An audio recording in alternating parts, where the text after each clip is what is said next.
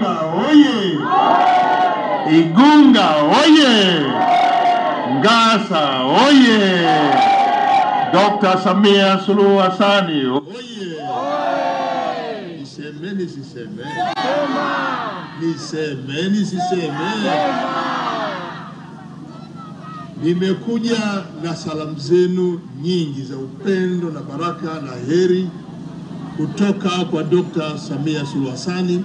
Anawasalimia sana Wanaigunga. Pokeeni salamu zenu. Kaeni viongozi. Mheshimiwa Kaimu wa Mkuu wa Mkoa, Mheshimiwa bin Juma, Waziri wa Maji, Mheshimiwa Nasoro, mjumbe wa halmashauri kuu ya Chama cha Mapinduzi, lakini pia tunaye katibu tawala wa mkoa huu, vile tunaye katibu mkuu wa Wizara ya Maji, tunaye hapa Mheshimiwa wakuu wa wilaya zote kiongozwa na mkuu wa wilaya mwenyeji, Mheshimiwa wajumbe wa kamati ya siasa ya mkoa ya Chama cha Mapinduzi. Natambua kwenye kamati hii ya siasa ya Chama cha Mapinduzi tunao viongozi wetu waandamizi wastaafu. Mama Chemba amekuwa mbunge kwenye mkoa huu muda mrefu, Mheshimiwa Sereni amekuwa mbunge wa mkoa huu kupitia Igunga Mzoma. Tunatambua watu wenu, asante sana. Wajumbe wa kamati ya siasa ya wilaya, waheshimiwa wabunge wenzangu, kiongozwa na mbunge mwenzetu Mheshimiwa Ngasa, kijana wa bunge mwenye upara. Hiyo sifa yake. Ukikaa pale bungeni ukitafuta vipara, upara wa kwanza wa Ngasa, mbunge wa Igunga. Pia makofi mengi sana kwa Mheshimiwa Ngasa. Lakini tambue pia uwepo Mheshimiwa Bulamali, mbunge jirani kutoka Namonga, wilaya hii. Na tuna wabunge majirani akiwemo Mheshimiwa Dr. Kibwangala Zega vijijini, Mheshimiwa Zedi kutoka Mukene, tunashukuru kwa uwepo wako. Mheshimiwa Venance kutoka Uyui, nzuri sana, pamoja na Mheshimiwa Aziza, yeye ni mbunge vitu maalum wa kina mama. Wakina mama oye! Wakina mama oye! Dr. Samia oye! Ndugu wananchi wa Igunga, mimi niko ziara mkoa wa Tabora. Na ziara yangu nimeanzia hapa wilayani Igunga. Lengo la ziara hii maalum kwa ajili ya kutembelea miradi tuliyoleta fedha za serikali iweze kujengwa maalum, wananchi waanze kuitumia na kujiridhisha kama miradi hiyo imeanza kutumika au la. Malengo ya miradi hii kwa maelekezo ya Chama cha Mapinduzi na kwa maelekezo ya ziada ya rais wetu Mheshimiwa Dr. Samia Suluhu Hassan ni kwamba miradi hii lazima itumike na wananchi sasa, na hasa kufikia mwaka huu wa 2025. Ndugu wananchi, nimeanza kukagua mradi wa maji ambao sasa unaenda kwenye vitongoji, na nimeenda kwenye vitongoji, nimepata taarifa ya vijiji na vitongoji kwenye halmashauri hii ya mji wa Igunga ambayo karibu maeneo yote yanapata maji. Najua maji hayatoshi, lakini maji yapo kutosha. Kwa maji yaingie ndani ya nyumba, mwenye nyumba yatumie wakati wote, usiku, mchana na alfajiri. Hatua hiyo kwa wilaya hii ya Igunga, hasa leo la mji, kwa sasa inawezekana, kwa sababu tuna miradi katika mitaa yetu yote, na tumeenda kwenye vitongoji kwa ajili yenu wananchi. Lakini huu ni mradi wa pili wa hili soko lililojengwa kupitia mapato ya ndani ambayo nyie huwa mnalipia kodi kwenye wilaya hii. Waliona shida za wafanyabiashara, hawajapata utulivu, wakagundua kwamba kujenga soko hili itawasaidia wananchi kupata eneo lenye utulivu, lakini pia halmashauri yenyewe itakuwa na marejesho ili kurudisha kwenye mfuko waliotoa uweze kuwa endelevu ndani ya halmashauri. Na ni soko hili ambalo litakuwa na gharama nafuu kwa sababu limejengwa kwa pesa yenu, na kwa hiyo lazima litafute nafuu wenu. Na nitamka hili makusudi, shedo kaibuka hapa milioni 4 chumba. Ukijua kabisa kuna wafanyabiashara wadogo kwa siku pato lao hata alizidi shilingi 1000. Na mwishoni nitajua kueleza kwa nini jengo hili limejengwa, kwa ni sehemu ya mkakati wa serikali kwenye eneo la kuinua wafanyabiashara. Lakini pia anakwenda leo bado na miradi mitatu ndani ya wilaya hii, na yote nitaifanya leo. Na kwa bahati nzuri hapa wasemaji waliotangulia wamemaliza kuyaeleza yale maeneo muhimu yote. Mimi nitayapita tu kwa haraka ili tuwahi miradi mingine, na wananchi wanasubiri tumewaahidi kukutana nao. Nimekuja Igunga kuwaambia wananchi, endeleeni kuiamini serikali yenu. Endeleeni kuiamini serikali yenu. Serikali iko imara, inaongozwa na kiongozi imara Dr. Samia Suluhu Hassan. Ina mipango imara iliyoelekezwa na Chama cha Mapinduzi, chama tawala. Na sisi serikali jukumu letu ni kutekeleza yale yaliyoelekezwa na chama tawala. Na mimi kama mtendaji mkuu sipaswi kulala. Lazima niwe barabarani kuona kama je, wananchi wanaishi kwenye maeneo haya kama wako kwenye nchi yao. Wana kero zinazozidi kiasi kwamba haziwezi kutatuliwa na wakuu wa wilaya na wakuu wa mikoa. Na pale kwenye shida tutatatua hapo hapo. Lakini kubwa zaidi kujiridhisha pesa iliyoombwa na wabunge wenu kuja kujenga miradi ambayo ni mapungufu kwenye maeneo yenu, je, zimetumika kama zilivyo? Hiyo ndio inaleta kukagua miradi hii. Ndugu wananchi, uimara wa serikali ni pale ambapo inatekeleza mahitaji na matakwa yenu. Kwa bahati nzuri nyie mna mbunge ambaye anaweza kuwasemea. Mimi niko bungeni, namjua Ngasa, na anakuja kusema, huwa nampeleka kwa mawaziri wamalize hatua anazozihitaji. Anawasemea vizuri. Ameandaa orodha ndefu ya mahitaji kwenye sekta ya afya, sekta ya elimu, maji na sekta nyingine kama vile umeme. Na sisi tumeanza kutekeleza kwa sababu maombi yake serikalini ni sauti yenu. Maombi yanayoleta serikalini ni sauti yenu. Na kwa hiyo mjue kama sauti yenu anaisikia na inaletwa serikalini na inasikilizwa. Leo nimekuja kuhakikishia kwamba hatutawaangusha kamwe, hatutamwangusha Ngasa. Kwa lolote mtakalomwambia likija serikalini tutalitekeleza, kwa sababu ndio maeneo muhimu ya kuyafanyia kazi. Na moja kati ya mpango kazi ambao serikali tumeuweka ni kutoa huduma kwenye maeneo yote ambayo wananchi kilala ukiamka mnapata huduma kupitia maeneo hayo ya kila siku kwenye maisha yenu ya kila siku. Na haya ni sekta ya elimu, mnayopaswa kupeleka watoto shule kila siku na kujiridhisha kwamba kila mtoto wa Tanzania anakwenda shule. Sekta ya afya ambayo inawahakikishia afya zenu, na tumejenga maeneo ya kutolea huduma kuanzia zahanati mpaka hospitali ya rufaa, na tunataka nyie mpate rufaa, mpate huduma za afya kwenye ngazi mbalimbali, na ikiwezekana huduma zote zipatikane huko huko mliko bila ya kulipa nauli na gharama nyingine. Ni pale tu unapotakiwa kutibua zaidi utakwenda kwenye daraja la juu, na ukienda huko huduma ziwepo. Haya Ngasa ameyafanya kwenye jimbo hili. Lakini pia kwenye sekta ya maji tumeeleza mengi. Iko miradi mikubwa. Ule kwa mradi ule kutoka ziwa Victoria zaidi ya bilioni 500, dola milioni 500, ambayo unasambazwa sasa katika halmashauri zote na wilaya zote kwenye mkoa huu. Hapa Igunga ni wanufaika maji ya ziwa Victoria. Lakini tuna miradi midogodogo ya ukubwa tofauti kwa lengo la kusheneza upatikanaji wa maji.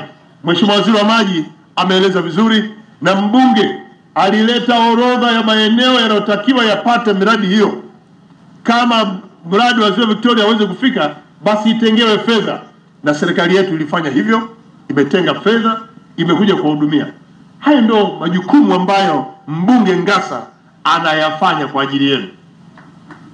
Nyie ni ngumu kujua kama anayafanya haya, lakini mtaona mrejesho huu.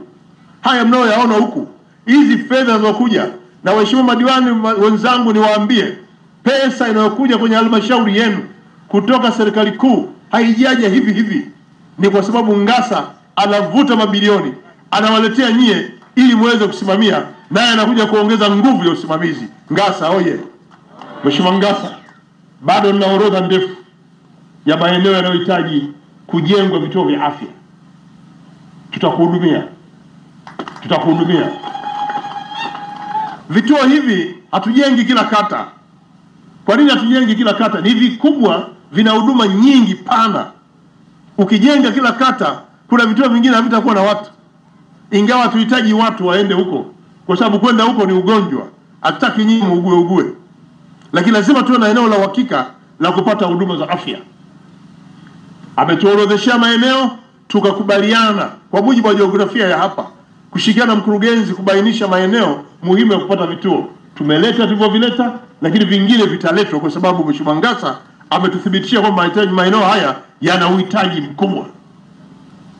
Swala la zahanati ni kila kijiji, kwa sababu zahanati ni huduma ya kwanza. Mtu amejikwaa, atakwenda kupaka GV hapo. Mtu anasikia maumivu ya kichwa, atapata Panadol hapo. Mtu anaanza kusikia tumbo, atahojiwa ili ijulikane tumbo ile la nini. Kama anaweza kutibiwa hapo anapewa, lakini zaidi anakwenda vituo vya afya. Kwa zahanati tumesema, halmashauri simamieni ujenzi wa zahanati kwenye vijiji.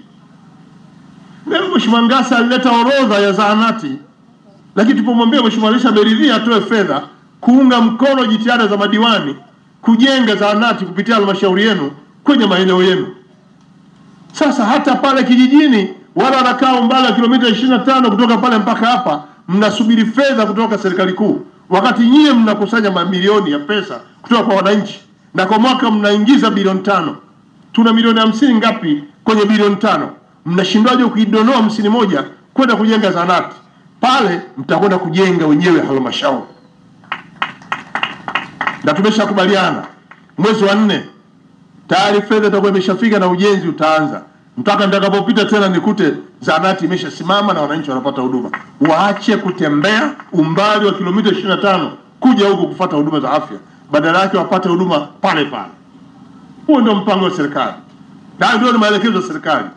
Hatuna mtu tena kugeuza maneno. Kwa hiyo mkurugenzi wa halmashauri, mweka hazina, nenda mjipange, mdonoe milioni 50, leta huku. Kama kuna shida kuidhinisha fedha, baraza la madiwani lipo, na hii ni kwa ajili yao. Kwa hiyo nataka subiri hiyo pesa, madiwani mpitishe, mbadilishe hiyo, donoa 50, peleka kule. Hizi fedha za hawa wananchi waliwapa kwa mfumo wa kodi, na zitakuwa zirudi kwao. Lazima mjenge miradi kwa wananchi ili nao waweze kushuhudia manufaa ya uwepo wenu. Tumeendelea kuimarisha sekta ya elimu. Mheshimiwa mbunge alisema unahitaji VETA, tumeleta VETA kwenye halmashauri hii, wilaya hii, ambayo pia itasomesha masuala ya ufundi. Hizi VETA tumezijenga ili wewe ukasomee ufundi, ukusaidie katika shughuli za ujasiriamali. VETA ile sio tu ya kijana wa darasa 7, hata uliyemaliza degree umesoma geography, pale ni ufundi. Chuo kikuu umesoma geography, sio ufundi. Nenda kasomee kujenga ili uwe mjenzi. Nenda kajifunze kompyuta, uwe mtaalamu wa kompyuta. Nenda kajifunze kushona nguo, uwe fundi cherehani. Nenda kajifunze ufundi umeme, uwe fundi umeme.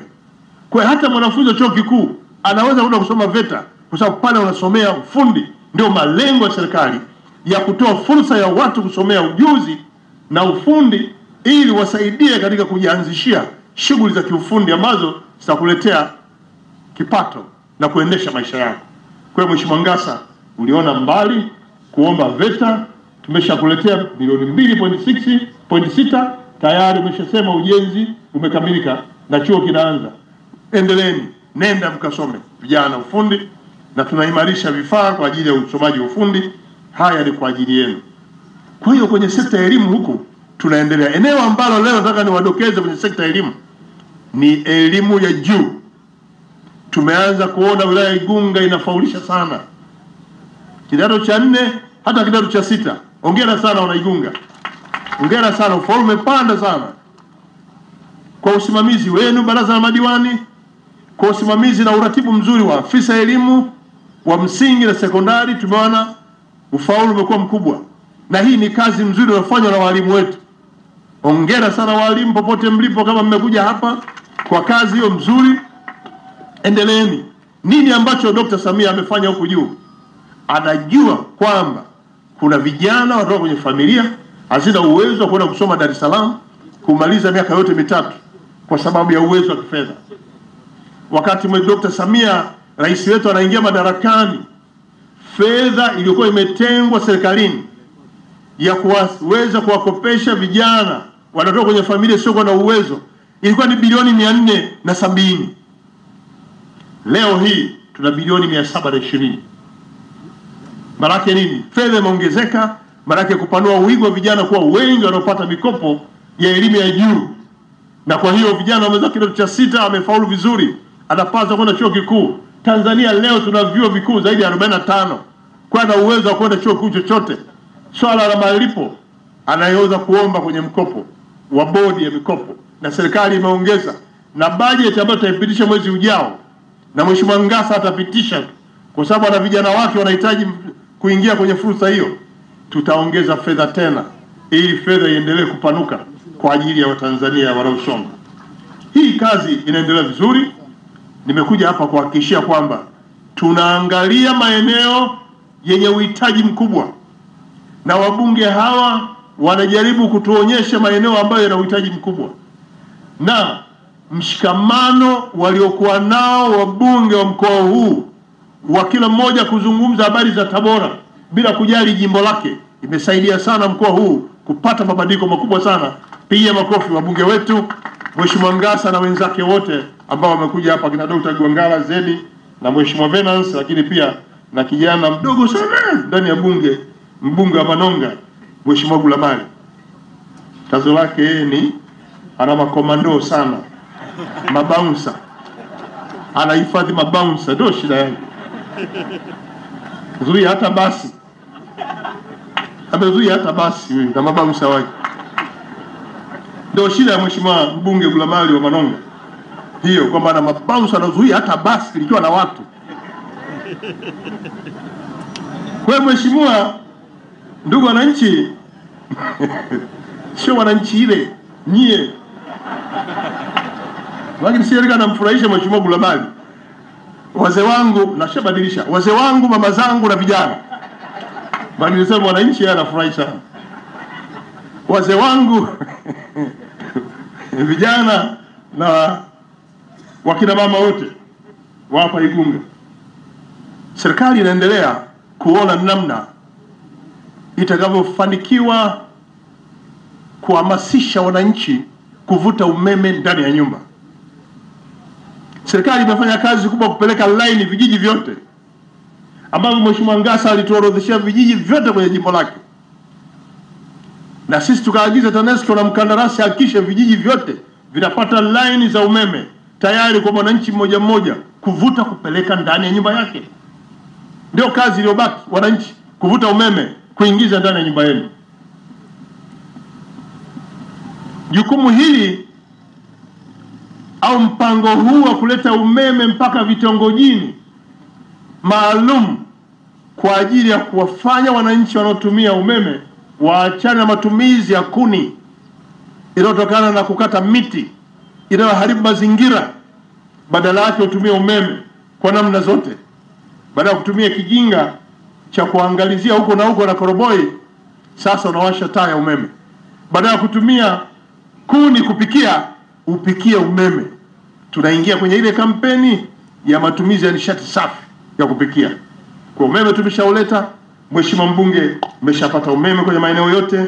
Tunashukuru kwamba na wewe umejua na vijiji vyako vyote vipata umeme. Sasa wananchi, nenda mkalipia TANESCO, toeni elimu, toeni maelezo ya namna ya kulipia ili wananchi waweze kulipia. Nilikuwa nazungumza na wananchi pale, wengi na wafugaji, kwamba tunathamini kazi ya kilimo na mifugo. Wilaya hii na wafugaji wengi. Mifugo ni biashara, mifugo ni maisha. Kufuga, lakini mzingatie matumizi mazuri ya mifugo hiyo, tuache kulisha mifugo kwenye maeneo ya watu, ili wananchi waweze kupata faida na mifugo hiyo. Lakini eneo jingine ni biashara. Tumehamasisha wafanyabiashara kufanya biashara ndogo, za kati na kubwa, na ndio sasa halmashauri ikaona kuna umuhimu wa kujenga soko zuri hapa mjini. Nimelipitia kwa uzuri wake. Tatizo, masoko haya yanayojengwa na halmashauri ni urasimu wa wananchi wanaopata shida huku kupata maeneo kufanya biashara kwenye mgao. Nimemsikiliza afisa biashara anayewajua wafanyabiashara wake, amewaandalia mfumo wa tausi, sijui muombe tena TAMISEMI kununua, yani mtumie mfumo wa TAMISEMI kupata kibanda Igunga, na amesema tumeandaa moduli. Hiyo nilikuwa namuuliza, hivi huyu mwananchi huyu anajua moduli huyu? Wewe unajua moduli? Sinabidi siku 4-5 kukufundisha moduli. Alafu unaiamba vipi kwa kompyuta? Wewe una kompyuta wewe? Hii mifumo mingine hii, sijajua mlichukua mifumo mingapi mkauchagua huu mfumo wa rais utakaweza kuwaletea watu sahihi. Hofu yangu niliyoyaona halmashauri zingine, nimetaja pale Mtwara na wapi na lakini Kigoma pia, mabanda halmashauri yote yamechukuliwa na wakuu wa idara wa halmashauri yenyewe. Basi hata hapa tutasikia hapa. Tafuteni mfumo utakaowaleta wanaopata shida kule pembeni kupata maeneo kwenye biashara, waleteni waje wapumzike hapa kivulini. Huo mfumo huo ni wa kitaalamu sana. Hao wanahitaji mifumo rahisi itakaowaleta hapa. Kaeni na umoja wa wafanyabiashara. Hao wanawajua ndugu zao. Pita kwenye masoko, chomoa wale ambao wanatakiwa kuja hapa. Hofu ni hiyo, kwamba sasa wakuu wa idara mmejipanga, mwingine vibanda 10, mwingine 5, 6, badala ya kupata shilingi 50 kibanda, ili halmashauri anapandisha shilingi 300, 400, alafu anapata fedha ambazo si halali. Tena huu mwezi mtukufu huu mtasianza kuleta vitu vya kuleta. Huu mwezi wa Kwaresma huu msianze kuleta utaratibu ambao na nyinyi mtapata madhambi makubwa. Mheshimiwa Mkuu wa Mkoa, ili lisimamiwe, tafuteni mfumo rahisi ambao utawaleta wafanyabiashara hawa ambao tumehangaika kuwatafutia maeneo kufanya biashara na bado wako kwenye maeneo yanakuloa mvua. Tumejenga mabanda ambayo wenyewe wamelipa kodi, wamekusanya fedha halmashauri pamoja, tumejenga hapa, tuwaweke humu ili wapumzike, wafanye biashara. Kwa hiyo tafuta mfumo mzuri ambao utawaleta pamoja. Lakini wazo ni zuri. Halmashauri katika hili mmewaza vizuri, mmejenga jengo vyumba 80 kwa kuanzia. Mnaweza mkaextend huku, mkatafuta na maeneo mengine, na wala msiishie hapa, tutafuteni maeneo mengine, jengeni. Huu ni mfumo mzuri. Kwanza, unawaondoa kwenye shida wananchi wetu. 2, kile chochote atakacholipa kitasaidia kuongeza mapato kwenye halmashauri. Ni ubunifu mzuri. Lakini mfumo kuwapata wanakofanya biashara hapa ndio wenye mashaka. Mkae muone. Hiyo ni mzuri kuitamka, mfumo wa tausi, moduli na nini. Lakini mwisho tutaanza kupata malalamiko hapa. Msie mkamtesa mbunge wetu anayefanya kazi vizuri kwenye maeneo haya. Kwa hiyo hili ni muhimu sana. Kwa hiyo mmesema mmefika 97%, bado 3%. Malizeni kwa haraka ili sasa taratibu zitamkwe vizuri, na muwahusishe hawa. Msikae wenyewe huko mkapanga. Wahusisheni wafanyabiashara namna kuwapata watakoingia kwenye vibanda huko, lakini biashara na barabara za kuimarisha hapa ndani na kuunganisha kata na makao makuu hapa, vijiji na kata, vijiji kwa vijiji. TARURA wapo kazini na kazi zinaendelea. Malengo yetu, kazi hizi ambazo tunazifanya, tukishakamilisha kwa kiasi kikubwa, itakapofika mwezi wa 7, wa 8, wa 9, basi sisi serikali tunakabidhi kazi hizi kwa Chama cha Mapinduzi ili kimlete mgombea wake ambaye ni Mheshimiwa Dr. Samia Suluhu Hassan kwa pamoja na Mheshimiwa Dr. Hussein Hassan Mwinyi na mgombea mwenza Mheshimiwa Balozi Dr. Nchimbi watakapofika hapa wakute kila kitu kiko safi. Mheshimiwa Ngasa, umefanya kazi nzuri. Na mimi nataka niungane na wote wanaokupongeza kwa kazi nzuri. Yaani ile kazi ya kujikuna, unajikuna mpaka nywele zimeondoka bado upaa, lakini kwa sababu ya kuwawaza watu wako. Naamini kipindi cha kampeni hapa maelezo yatakuwa mazuri. Na viongozi wa chama, kamati ya siasa wilaya, hamtakuwa na kazi kubwa. Na ni kweli kwamba viongozi wetu wana ratiba ndefu. Watakuwa wanatoka barabarani kuja hapa hata kwenda Shelui. Kwa hiyo Igunga sidhani kama kuna haja kusimama muda mrefu, kwa sababu kazi yake itakuwa kusema tu naomba kura zenu, tutawahakikishia tutafanya kazi vizuri. Na nyinyi mnajua kazi iliyofanya kupitia maelezo ambayo mbunge ameyatoa na atatoa kupitia vikao mbalimbali. Waheshimiwa madiwani kwa kazi ambazo wamefanya, wamezieleza na watazieleza huko mbele, lakini pia viongozi wa chama mtawaambia wananchi haya ambayo yanaonekana wazi kwenye maeneo haya. Mheshimiwa mbunge ulipokuja hapa ulizungumzia changamoto ya TRA na wafanyabiashara.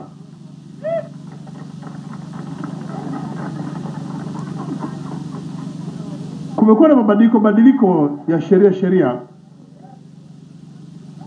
za ukusanyaji kodi na kumekuwa na marekebisho makubwa kutoka makao makuu.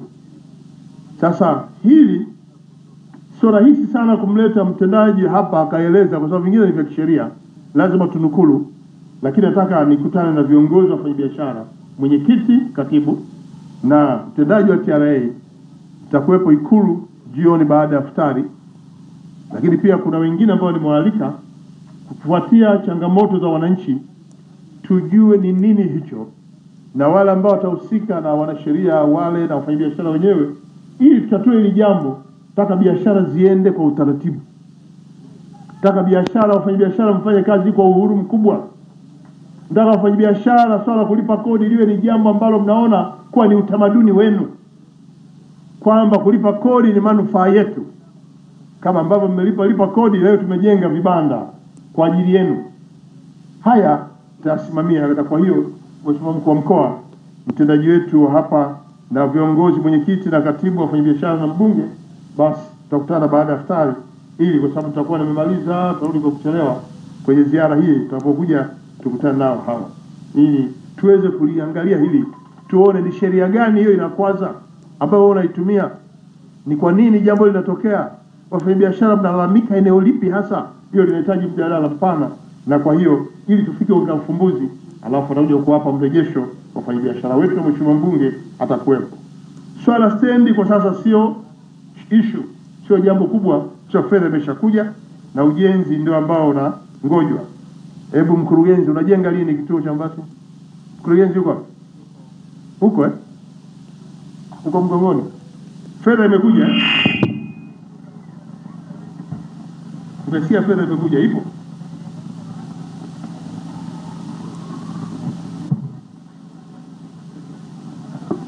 Mheshimiwa Waziri Mkuu, bado tunasubiri kupokea fedha, lakini tayari tumeshawasilisha maandiko ya mradi huu ofisi ya tawala za mikoa na serikali za mitaa.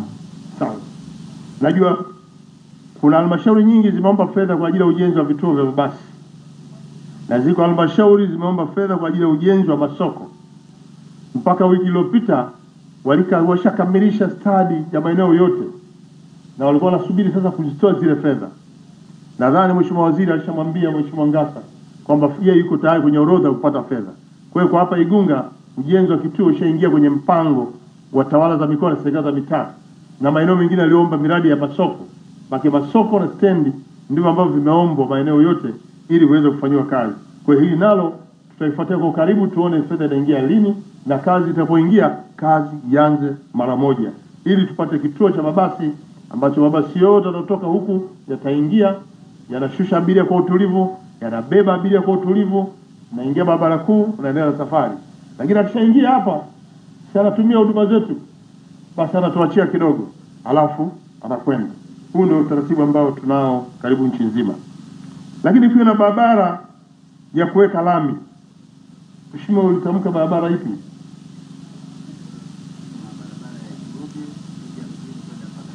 Igurubi kwenda mjini mpaka Goba Ituba, hiyo TARURA TANROADS.